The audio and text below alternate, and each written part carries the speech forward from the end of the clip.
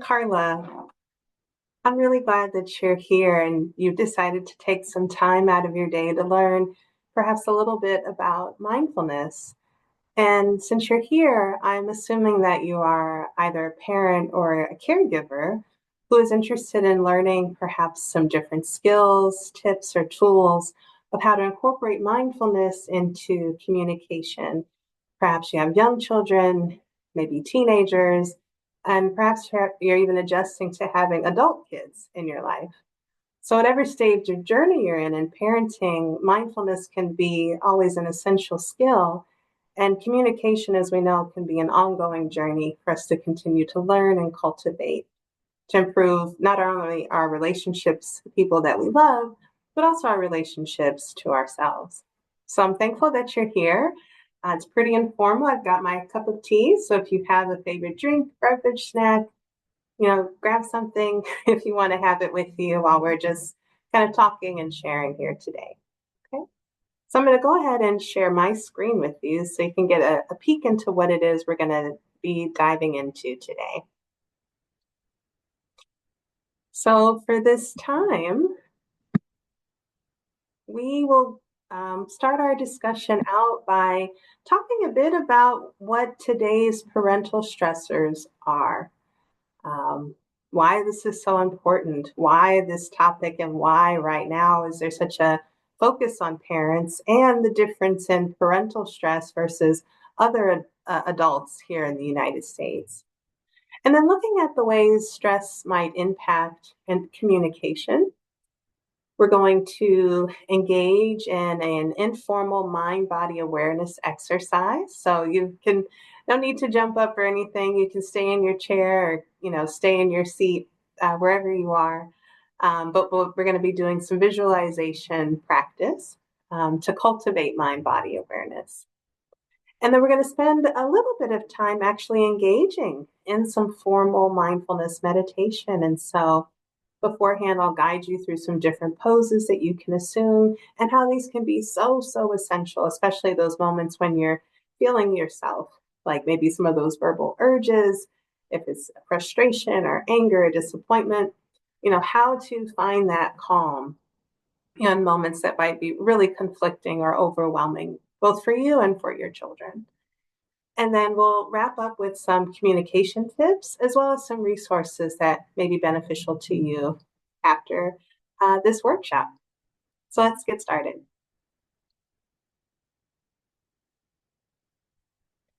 So why the focus on parents and parent stress? There was a recent U.S. Surgeon General warning that was published last year in 2024 that was really indicating the significance of parents' well-being and how parents were consistently feeling more higher levels of stress compared to average adults. And just according to the report that was put out by the U.S. Surgeon General, it said that 33% of parents reported higher levels of stress compared to 20% of other adults, which I find pretty significant. There's certainly something very different going on within our culture, within our country, that parents are being affected at higher levels of stress than other adults who are not parents or caregivers. So there's really this emphasis now, like, how are we going to support parents' well-being? Because obviously parents have a direct impact on the well-being of youth, of children. And so highlighting this awareness, right? And also some of the stressors parents are facing today that perhaps parents maybe 20, 30 years ago, wasn't within their awareness or day-to-day living. So it could be various concerns, for one, about just their children's well-being, or perhaps their safety between home or school or other environments, maybe even financial concerns related to child care, school-related activities, navigating technology. Social media seems to be ongoing, right? And understanding, all the things that are changing right now with AI. And so how do I fit into this modern world? And how is my child also learning from this new technology too? And I think a really important area is the youth mental health crisis, right? In addition to parents feeling even more overwhelmed by stress, there is an uprise of young people feeling higher levels of anxiety or bouts of depression as well. So there's certainly something going on that's raising awareness. And we here at the Family Institute want to make sure we're creating some interventions and support for our community that you can then take back to your family and hope that these can be supportive for you. So in addition to some of those stressors I just named, just the daily stressors, right, of living in today's world. So thinking of these stressors right here on this list, you might find some commonality. There might be something on here that resonates with you. So adding any of these stressors like work demands or perhaps even layoffs, the cost of living and inflation that's going on right now, world issues or political concerns. So, kind of taking even these external factors outside of your home, adding those onto any internal stressors that you might be going through as well, just in day to day living as a parent, we can understand why parents are experiencing more higher levels of stress, which can then lead and fall into other, types of challenges, particularly sleep disturbances, impacting mood disorders like anxiety and depression. There could also be stress related illnesses too, such as hypertension, diabetes, high blood pressure. So these are very, very important reasons why, as a community, we need to create effective change. And one of those areas can just be in how we are communicating with one another, so that what we might be going through, we can kind of challenge ourselves to sit with that discomfort or find healthy ways of communicating, getting support, so then it's not directly impacting the ones that we love that are in our care. Okay. So on this next slide here, um, these are just some examples of how stress might impact the ways in which we might communicate to our children. So I'd like everyone to maybe just take a moment just to think about, and I'll actually stop sharing my screen for a moment to invite us into this visual practice. I want you to think maybe of a recent moment when you experienced a conflict with your child. This may be something that happened today, maybe within the last week or so, or perhaps if your child is older, maybe it's something that has been ongoing for several years. You feel like we keep getting stuck in this one area of conflict, all right? So I just invite us all just to imagine ourselves in this moment, what you might notice you feel within your body, any types of physical sensations, what thoughts might be going through your mind right now, and then any emotions or feelings too. There is anger, perhaps sadness, confusion, irritability.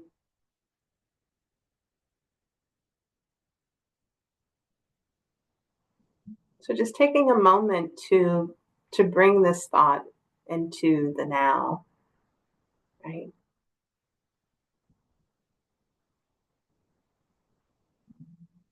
And I'm going to go back to sharing my screen. And you might notice yourself perhaps in some of these patterns, um, within some of these verbal urges, as I like to call them, that when we may feel overwhelmed, when we feel anxious, maybe even when we feel afraid, um, how our words come out to our child. And so for some of us, our communication may take on this very reactive form. Um, There might be and it may be connected to that feeling of frustration or irritability. And there may be this yelling or shouting, this harshness to your tone of voice. Some examples of that, might be, why are you always doing this? Or just stop, go to your room, and depending on what the situation is, right? You may find yourself, in conflict, yelling or shouting, and that harshness that comes across, right? Some of us may have a pattern of shutting down and avoiding if that's conflict or conversation, or maybe even trying to be curious about what our child is feeling in the moment. So this might look like giving our child the silent treatment, where we're withdrawing from them physically or even withdrawing emotionally in some ways. Some common phrases might be, I don't want to talk about this, or go figure it out for yourself. So it's almost this shutting down or pushing away, right? Um, and this might even look like we're in our own worlds too, by overusing screens or other distractions that keep us separated from our child and what really is going on in the moment. Another pattern might be in communication, you might come across as very overwhelmed or anxious. So, very visibly, it may look like you are perhaps a bit more fidgety or looking around, maybe even on the verge of tears, perhaps, right? Um, and maybe something around the wording of, I just don't know what to do with you, or can you just behave for once? So it's almost like this repetitive pattern where you're maybe feeling, anxious about something or frustrated or overwhelmed, something about something within your child, or maybe even something within you as the parent, right? And then another area where we may find ourselves is in controlling or trying to overcorrect our children. So this may come across as making threats towards them that come very impulsively and suddenly, and may even almost have like a tone of trying to shame or shun our children. Um, one of the quotes here is, "You're being ridiculous. Calm down." So in a way, we're invalidating our child. Stop crying, or there's nothing to cry about. This may be very culturally relevant to some of you listening, that tears and crying is shunned and shamed, and they may have no place, right? So I want to take a moment to pause here again and just going through those four different styles of communication and how stress can influence it. Just wanting you to be aware of how your own body is reacting or responding right now. Take a moment maybe to notice your heart beating, noticing where your breath is inside of your body. Perhaps if there's any sensations in your gut, maybe in other extremities in your hands or maybe your legs, perhaps around your face. There's a tightening of the jaw. For some of us, we may have grown up in a household where these patterns were normal. So having a space of compassion for any behaviors that we learned as children, what was normalized to us or modeled to us, right?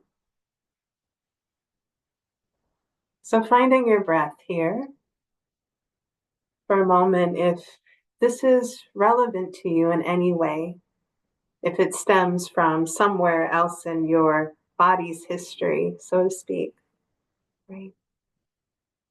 And extending compassion to those of you who are listening right now who are on a journey of unlearning perhaps some of these behaviors and these automatic habits, right, that at one point may have been key to our survival And now you're in a space in life where you're realizing I need to learn a different way. I want to have a more effective way that is relevant and relatable to me and those that I love.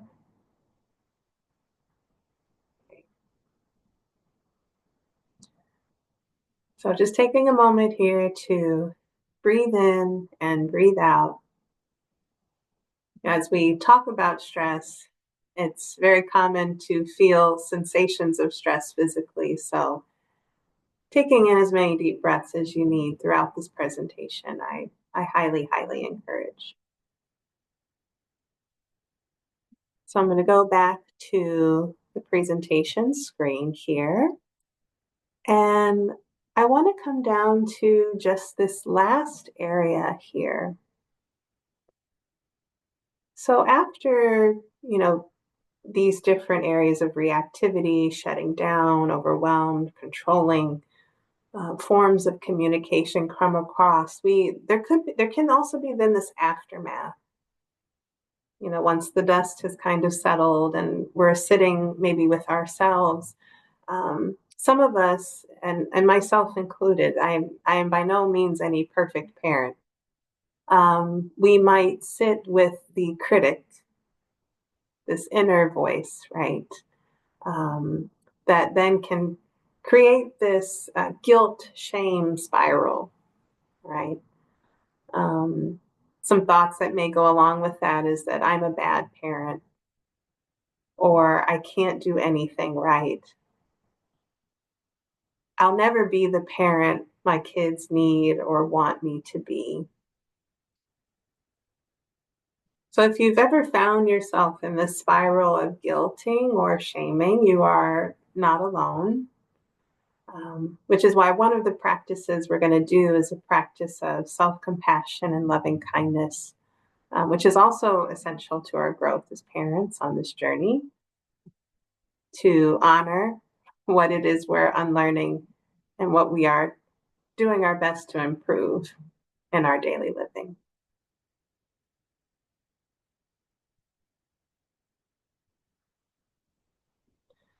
So just to switch gears here for a moment, just to bring in a bit of verbiage about what mindfulness is. If you are very familiar or perhaps unfamiliar with this term or this practice, this is a definition according to John Kabat-Zinn, who's a very well-known teacher. He developed mindfulness-based stress reduction back in the late 70s. And the way he defines mindfulness is that it's the ability to pay attention on purpose in the present moment, non-judgmentally. So it's creating an invitation to be present and notice what's happening right here, right now. Notice what's going on within our internal world and also being present with what's going on externally too, right? This is a practice that can be very challenging to do, however, because it's a practice that requires us to slow down in many ways, slow down enough to actually be aware of what's going on within ourselves or even in our environment, to cultivate an awareness to what it is we're thinking, what we're feeling, and then also how our bodies are reacting or responding. Our world is also filled with a multitude of distractions, with technology, with work demands, maybe even just things going on in your local community, right? School related events where on the go, go, go and have the endless to do list. So slowing down may almost seem impossible, right? So, this is a practice of intention that in no way ever is perfect, which is why it is called practice. So I invite you all here to just be open and willing to be present to what it is you're noticing right now. Notice what thoughts may be in your mind, what it is you might be feeling emotionally. and also just awareness of your body.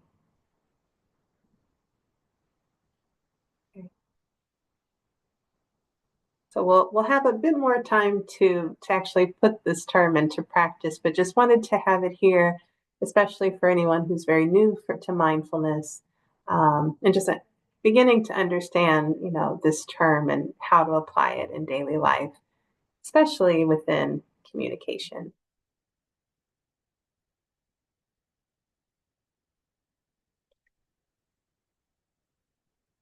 So I'm actually going to have to enlarge my screen here.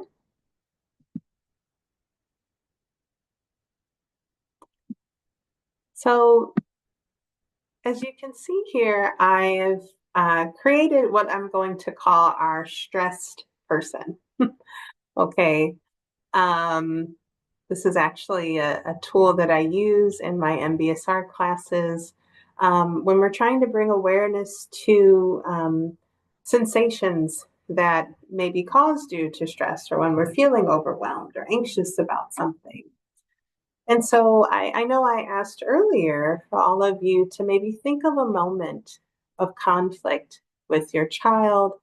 Perhaps if there's an ongoing theme of conflict that you've tried to resolve, but you notice maybe you keep coming to a place of stuckness in, right? So our body is always sending out signals for us to indicate, something's wrong here. There's something that we need to pay attention to. Okay. For many of us, though, we're not always listening from the neck below. Many times we're just focused on what it is we're thinking about, what thoughts are kind of spiraling in and out of our brain day in and day out, and which is not always, a great place for us to stay in our thoughts, and especially if we're kind of ruminating in thoughts, or we're over analyzing and overthinking. Sometimes just being in our thoughts isn't the most helpful thing for us. And we can easily be disconnected from the rest of our bodies, that it's also giving us information. It's actually a great resource of wisdom when we can tune inward to our physical self. And so, thinking of this moment of conflict, you might notice physical sensations that you're experiencing right now. So, some of these may be familiar to you.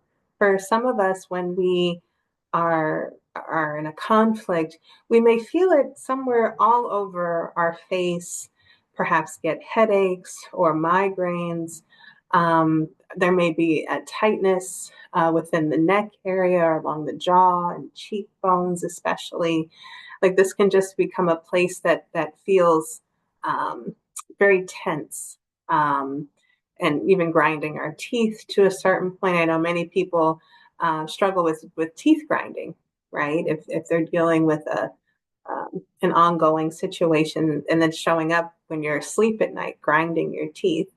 Um, so that may feel familiar to you. Other people, you might feel it more so in your chest, or perhaps even over your heart. If your heart is racing, or if you're noticing heart palpitations, right? If this whole area just maybe feels just inflamed, even, or just very, very tense, this is a signal here, that the body is reacting to something, either that we're thinking about or that we're actually involved in the here and now. The breath is such an important area, and we're going to practice a bit of deep breathing before the end of this workshop today. Our breath has so much information, and many times throughout the day, we don't even pay attention to our breathing because it's automatic, right? It's part of the autonomic nervous system, right? It functions on its own, and it's really a gift for those of us who don't have to think about breathing, to be able-bodied in that way. But the breath, for some of us, when we're feeling that stress or that conflict, it actually constricts our breath.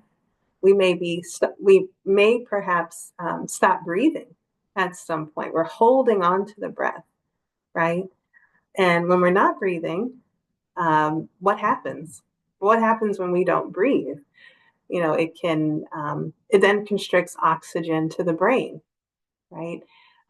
It can, in some ways, increase the flow of our our blood pressure and our heart rate as well. It's sending off the signal that there's something that's a problem and I might need to fight or flee from. So it's signaling that type of response, right? And we're going into a space of reactivity.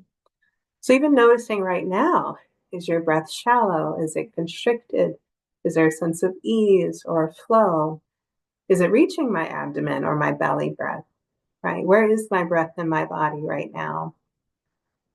So just a question if you want to pay attention. Um, Another area that might indicate when we're feeling overwhelmed is our gut.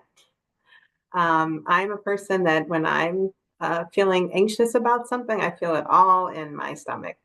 It's a butterfly feeling. It's almost like this queasy feeling that signals just a sense of dread. Um, it's like an empty feeling. I know that I get in my gut. So that in itself signals that okay, there's something going on here that I need to pay attention to. Our hands and our feet, they might tingle, they might tighten, perhaps get really hot or perhaps sweaty. Um, there might be muscle tension as well within the arms or in the legs, perhaps an all over like jitteriness that you feel from head to toe. So obviously, we're all in different bodies.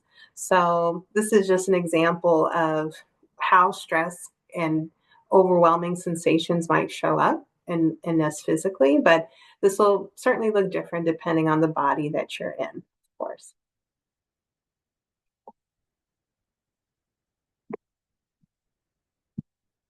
So I'm just going to bring this back down for a moment. And so this is actually a time of our presentation when we're actually going to go into a bit of practice. Okay. So I know, again, talking about stress can make one feel a bit stressful, especially if I'm asking you to bring up thoughts that might be hurtful in some ways, um, thoughts that might be uncomfortable and then bring up unwanted feelings or emotions. Right? So I'm going to ask everyone to assume a position that is comfortable for you. If you're seated within a chair, having your feet placed firmly on the ground. If you have a sturdy backside to the chair, making sure you can be supported to be upright within the chair. You're welcome to lie down. If you're not too tired or think you'll fall asleep, you're welcome to lay down for our practice, perhaps on a comfortable sofa. I'm actually sitting on a yoga mat right now, but having a space where you can lie down comfortably. Your feet are welcome to flop in opposite directions and having your arms by your side, and you can have your palms facing up or down. If you are seated on the floor like me, you're welcome to sit in what is in either a lotus position or having your legs crossed or maybe even extended straight out in front of you. There's also what is known as the astronaut pose, where you can have your back lying firmly on the ground and have your feet propped over a couch or a chair. Okay. Have some pillows if they're nearby to support you for the next few moments. And choosing a posture that supports and invites stillness in this time of day as well.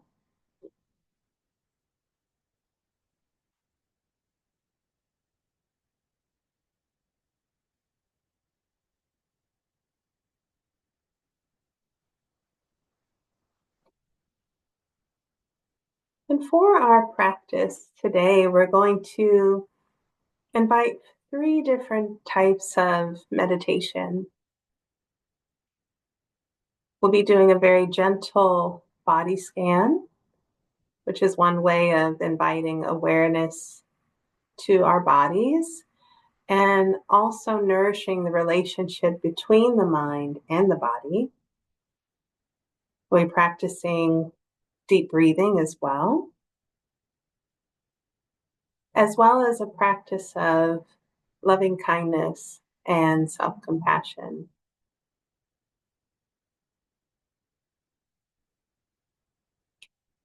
So, when you are settled, you're welcome to lower your eyes towards the floor or close them completely.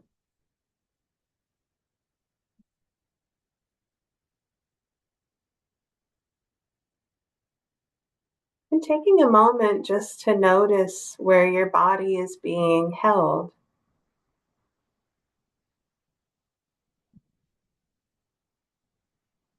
Noticing supports,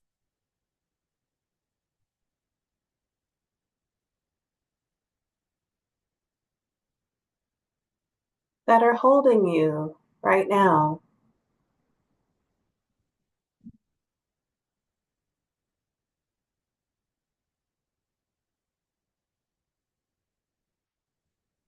And as we adjust into slowing down for a few moments, I ask for your willingness to ease into these supports beneath you,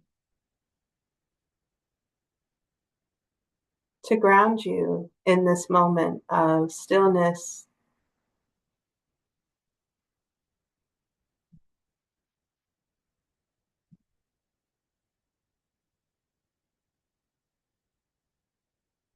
Taking a moment just to bring our awareness inward to our breathing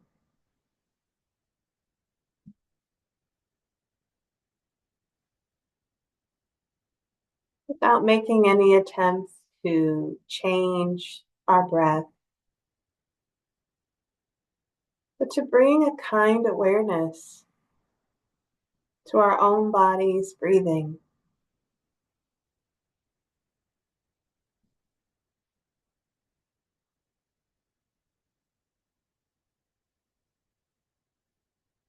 Your mind might be quite busy.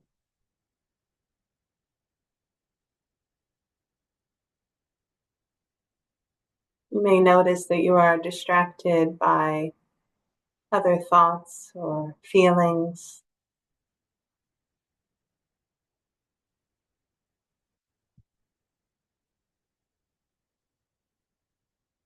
And just noticing if that is showing up for you.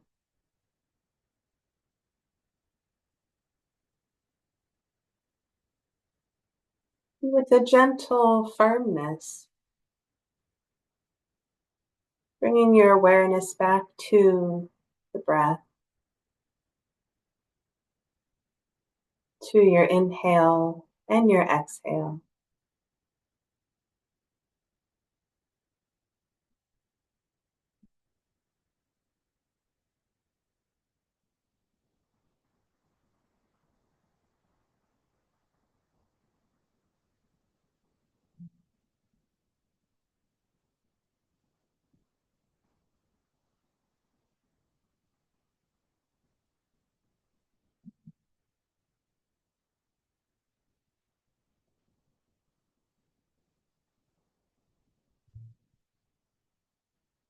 This may be a very new practice for you,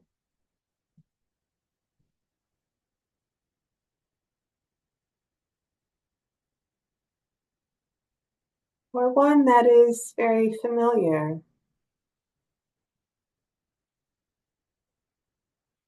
Inviting that curiosity to pay attention on purpose in this moment to your breathing, just the way it is.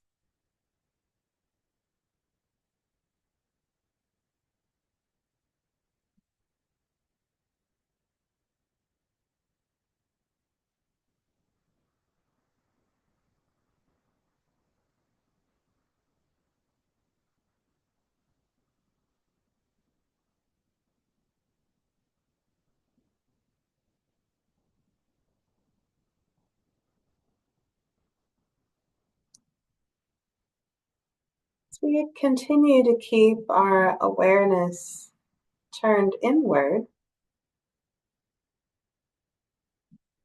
I invite you to allow the breath to fade to the background of your awareness for a moment as we bring the center of our awareness down through the legs and into our feet.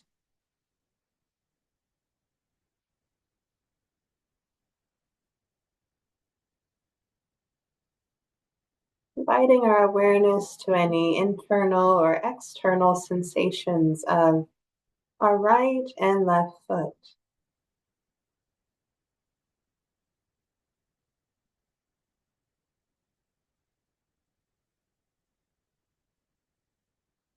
You may notice sensations from any clothing, perhaps the temperature in the room you're in. There is a numbing or tingling sensation.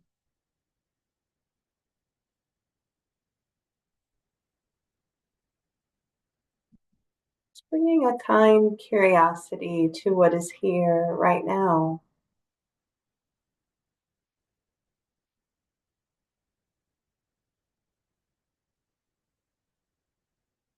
And extending that curiosity into your right and left ankles,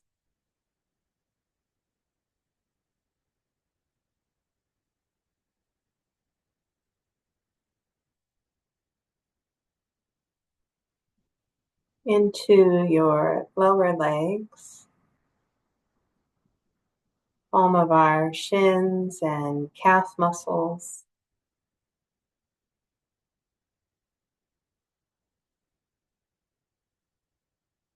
into the knees that may be bent or extended in your posture.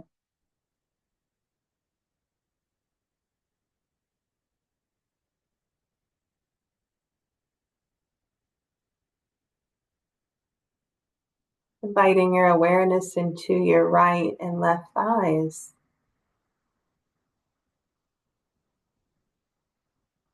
which is home of our largest bone in the body.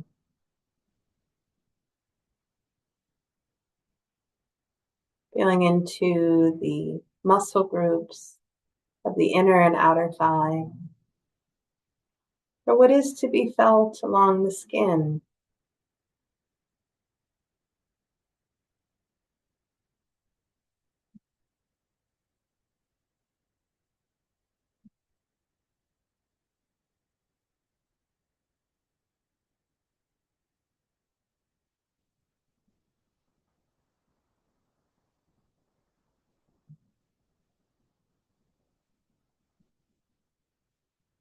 Notice where you are right now in your practice.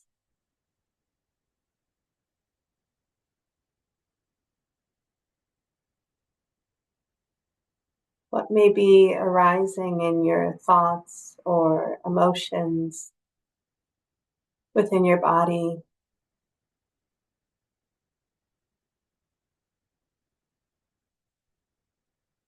What are you sitting with or holding?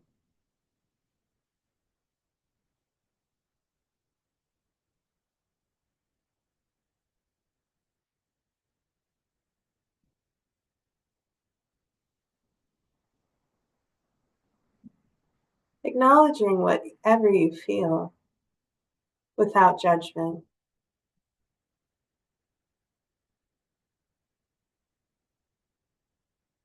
And if there's space to let anything go just for a moment to be here.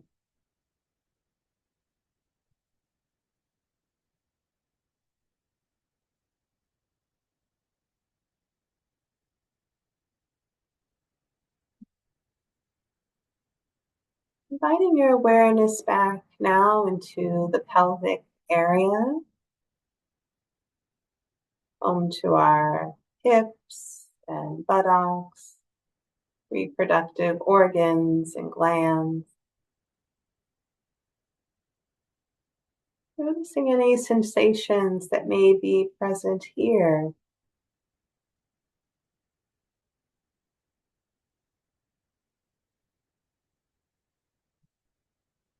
inviting your awareness to the lower part of your back, sensing in towards the tailbone,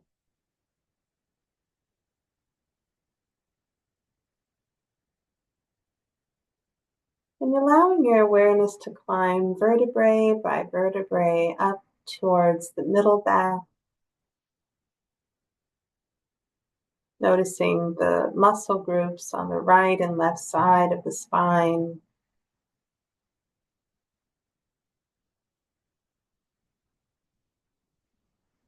into our upper back,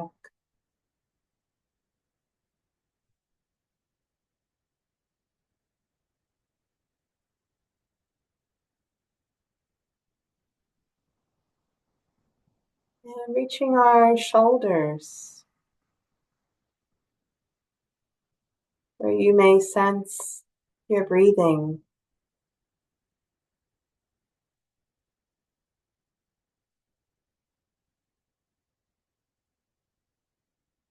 allowing your awareness now to extend from the tops of your shoulders and into the palms of your right and left hands, sensing through the bicep and tricep muscles, elbows, forearms, your wrists,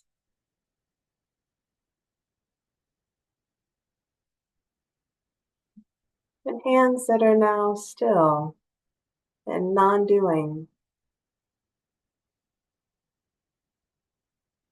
feeling any sensations along the fingertips,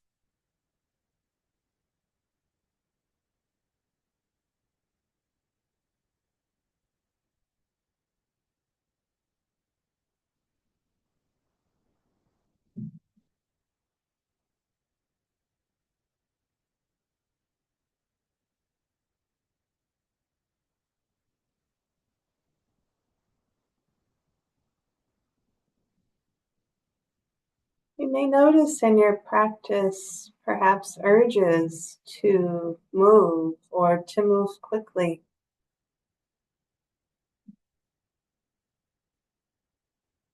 acknowledging that slowing down can be a challenge.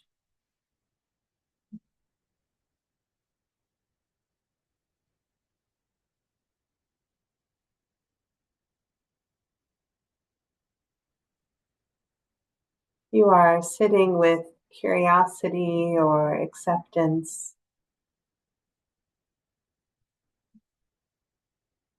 or perhaps restlessness and boredom.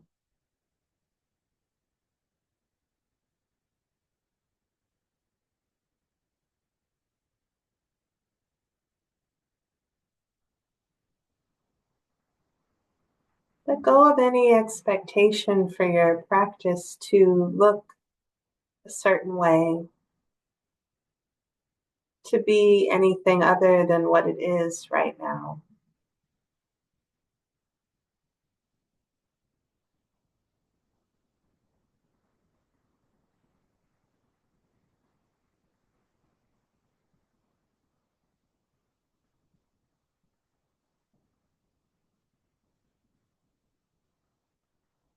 And now, kindly and gently, bringing your awareness into the abdomen, where you may notice the rise and fall of your belly, or perhaps sensations of hunger.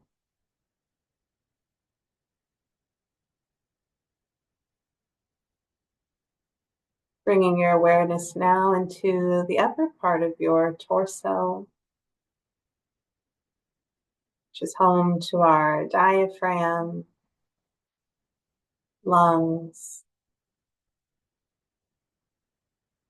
our rib cage, and our beating heart.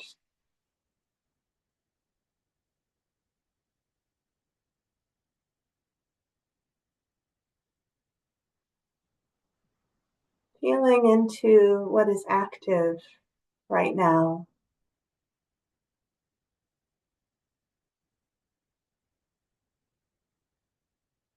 Perhaps extending gratitude to those parts of your body that are working on your behalf in this moment.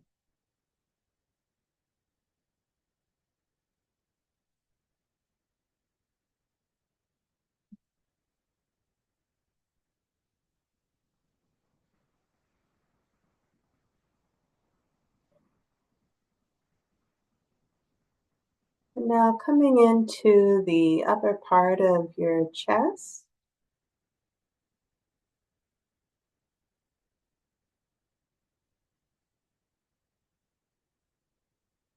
and bringing your awareness into the collarbone and lower part of the neck.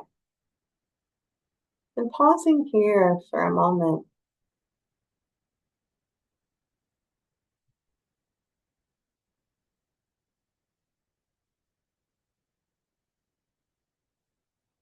I would invite you to bring the parts of your body from the neck below into the center of your awareness,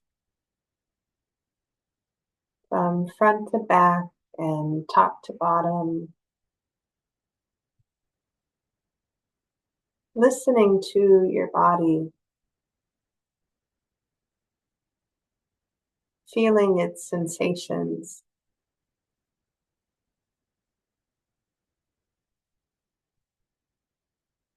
And noticing these parts of you.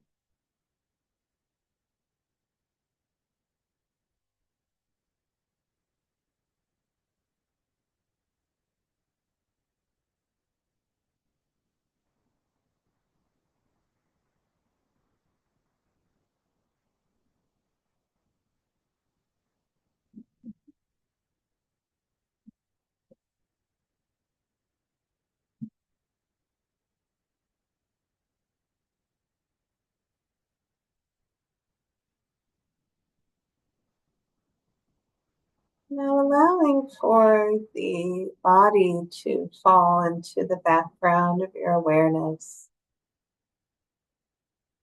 and anchoring your attention in the breath as you breathe in and as you breathe out.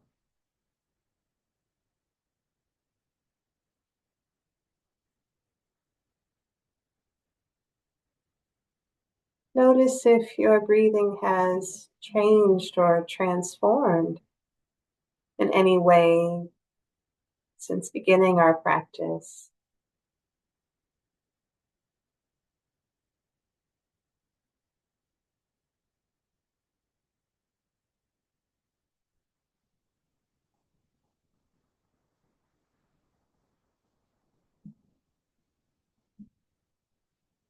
And if it is comfortable and accessible for you, I invite you to place a hand over your heart space and one hand over your belly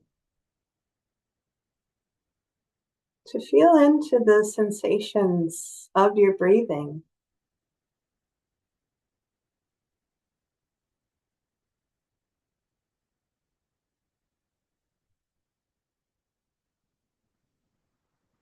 You may think of this as a way of tasting the breath.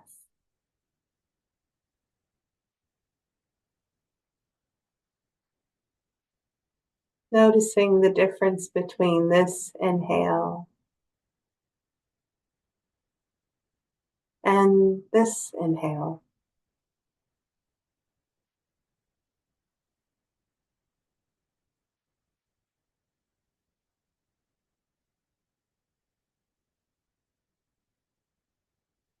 And inviting you to gently deepen your inhale through the nose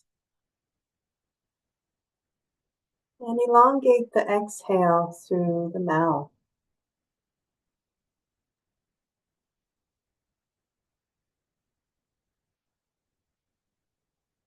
Going at a rhythm that suits you for where you are.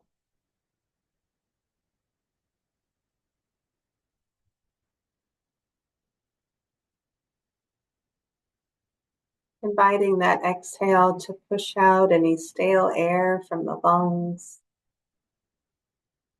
It's a way of cleansing your bodies and also refreshing the mind.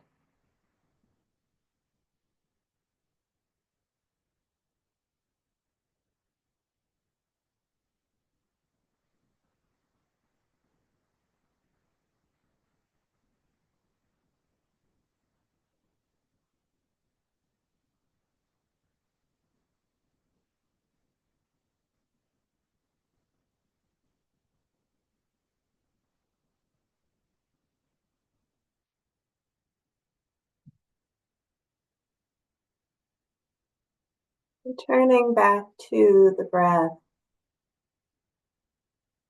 as often as you might need.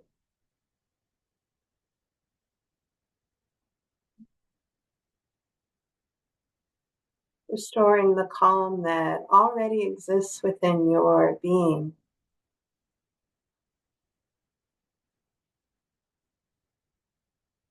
A resource that you have access to whenever you need it.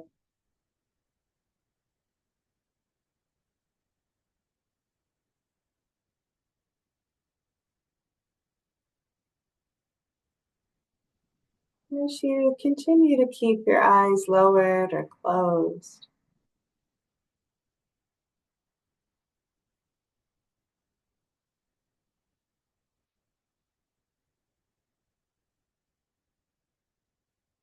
I'd like to offer this space of compassion and loving kindness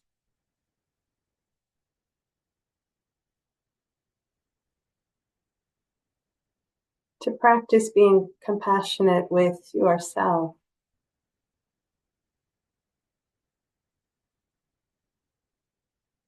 which may look like acceptance and forgiveness.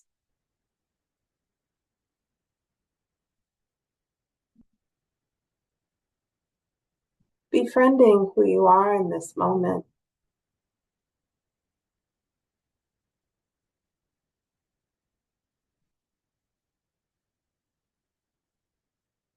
honoring your own humanness and resilience.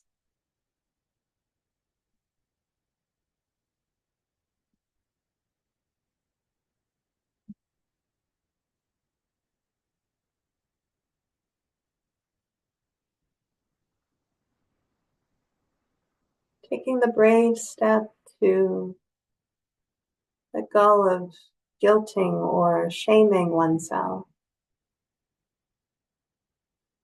the self-punishment.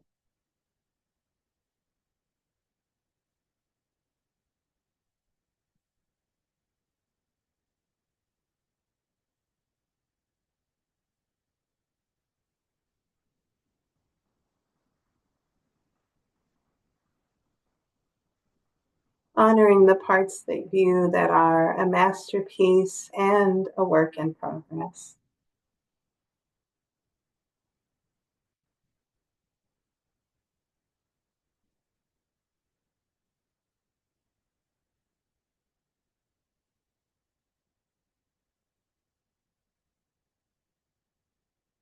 You're welcome to repeat these phrases, perhaps within your mind, or saying them aloud.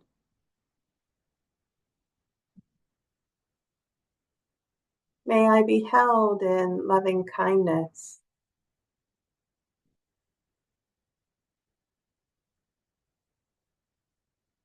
May I live with ease and happiness.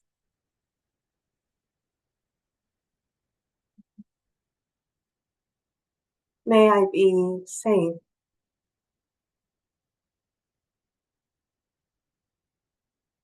May I be healthy.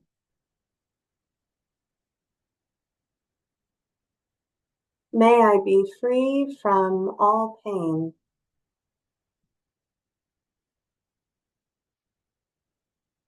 May my heart know peace.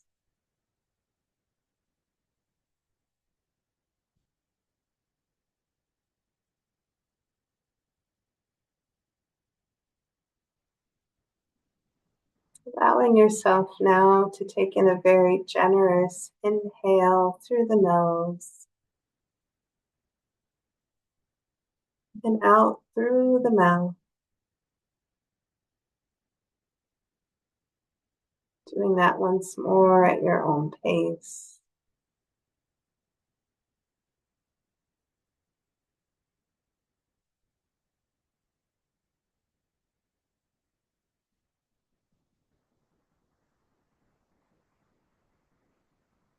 And in closing our practice, inviting you to gently blink your eyes open, wiggle your toes or wiggle your feet. If you need to do any stretching, grab some water.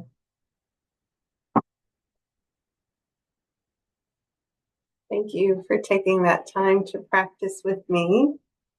We're almost there. Just hang in there with me. That was about a 20 or 25-minute practice that we just did. And I'd be curious to know how you feel.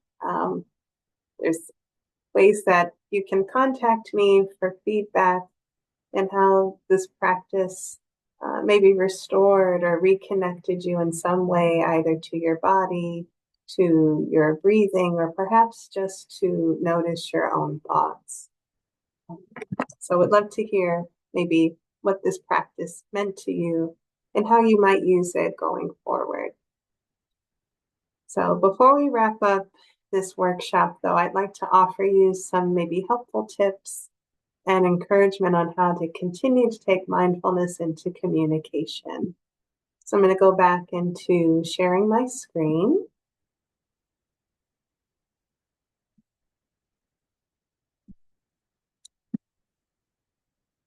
Actually going to enlarge my screen here. So just to touch on this area briefly here, when we practice mindfulness, which is what we just did, that was more of a formal practice that we did, but it's a way of creating a space of awareness, right? This act of slowing down. And within this space, I have choice, I have freedom, I have tools that I can apply to choose how I want to respond instead of just being in a space of reactivity where I'm going on the urges of what it is I feel. I'm being led by my impulsivities, right? But I have space within this space of awareness to choose how I want to respond. Right? And also in this space, we become aware of actually what is in our power to control, which is really what it is, what we're thinking about, what it is we're feeling, our emotions, and then our reactions and our responses. Out of all the things in the world, if we can master these areas of our thoughts, emotions, and reactions and responses, we can, in some ways, live a much healthier life with ourselves and then also those around us, just by bringing a space of pause, right, into our daily habits. And so how might this look within communication? So here are some tips and ways you can create intervention within your communication with your children. So a first step might be just taking a deep breath, right? When you notice maybe that those sensations that we named a bit earlier, when you feel those rising in your body, or maybe you notice some of those verbal urges to yell or to shout, take a breath. The breath naturally invites pause. Yeah, it's so effective in doing that, and it's right there for you to grab onto. So this is so helpful, right? Just to even practice. That's why the practice of deep breathing is so essential, because then it can be so automatic that it becomes habitual, and that can be your go-to. That can be your response rather than the automatic reaction. After that, that tuning inward, right? In that space of awareness, I can tune into what it is I'm actually experiencing and my thoughts and my feelings and in my body. What's going on in my inner world right now that's creating these sensations or these urges, right? I get a little space to kind of sit with myself. Another step is listen to understand, not to respond. I think we were made to have two ears and one mouth for a reason because we need to listen twice as much as we're speaking. But this can also be a habit, right? That we're we're not actually listening to the other person. We're assuming what it is they're saying, and we want to be ready with a response, just maybe to hear what we have to say, or maybe we're not even interested in what they're saying. I just have to tell you what's on my mind, right? So cultivating this active, mindful listening, where I'm listening with intent, I'm listening with curiosity, and I'm inviting my full selves. This might look like between you and your children. If you're doing something, setting it down, right? If you're in the kitchen or perhaps in your family room or a den, I'm setting away the distractions.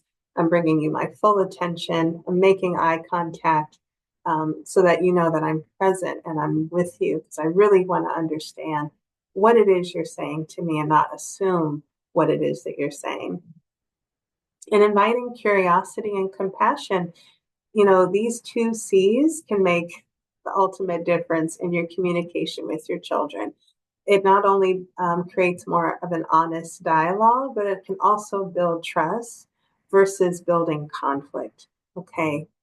So being curious with your child's experience, curious about what it is they're saying in the conversation, and having compassion as well. They're learning and developing just as you are learning and developing too.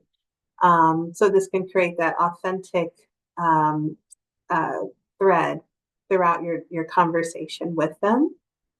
And again, it's going in the opposite of that conflict. Continue to self-regulate. Some conversations with your children are going to be very difficult and very challenging. So continue to practice the deep breathing. If the body sensations and your emotions may be too overwhelming, you might have to table the conversation for a bit. You might actually need to go step away, maybe take a walk, have some tea, right? Sit, find an anchor, right? And then invite yourself back to the conversation at a time when you are more grounded, when your mood is more stable, and you can be able to listen more openly and curiously to what it is they're talking about or sharing. And if necessary, you might also need to have a space to repair, right? That is the self-compassion and loving kindness piece, right? If I say something that may have been harsh or judgmental that hurt your feelings, offering an effective apology as a parent, and perhaps even inviting your child to be willing to start over. That can we begin this again? But offer that space to repair if there was a rupture, if there is hurt, acknowledge the hurt, acknowledge what you could do better. Ask your child, what can I do better? Our children are our teachers in many ways. So I'm going to invite us all to learn as much from them as possible within this repair space. And these are just some of my favorite quotes that I've collected over the years as a mindfulness teacher. Just can be some helpful ways of thinking about communication, um, and how mindfulness can be so important too.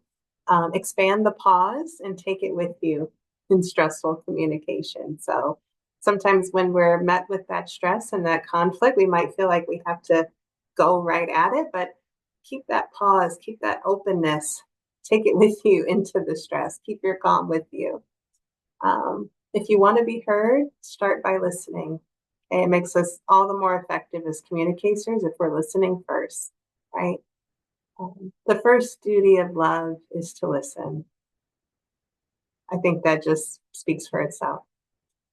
A meaningful silence is always better than meaningless words. Again, I'm wise people. I don't have to explain these to you. Okay. People generally see what they look for and hear what they listen for.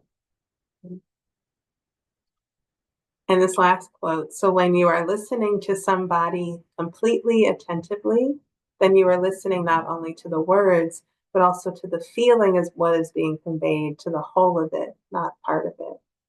So again, that curiosity, noticing body language, noticing what is being said, perhaps even what's being unsaid, the feeling beneath the words, all of it. So we're doing some radical changes here, right, to improve our relationships overall.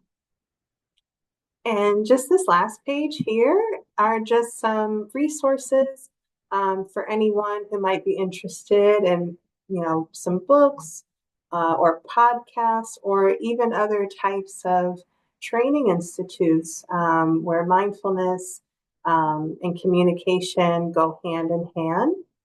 Maybe being able to learn from other teachers out there who have studied, who have done research with children and parents. So many effective tools out there of how to continue to build this calm relationship between you and your kids while communicating.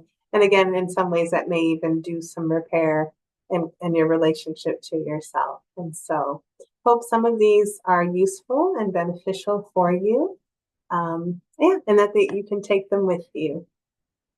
So I'm going to stop sharing my screen here and just want to take a moment to say thank you for listening to this workshop.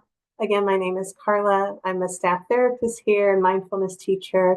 Please reach out if you have any questions. I'd love to hear your thoughts about the workshop. And I encourage you for all the steps you're taking to make your relationships with your children healthier through communication and ways mindfulness can be beneficial to you. So take care. Thanks again.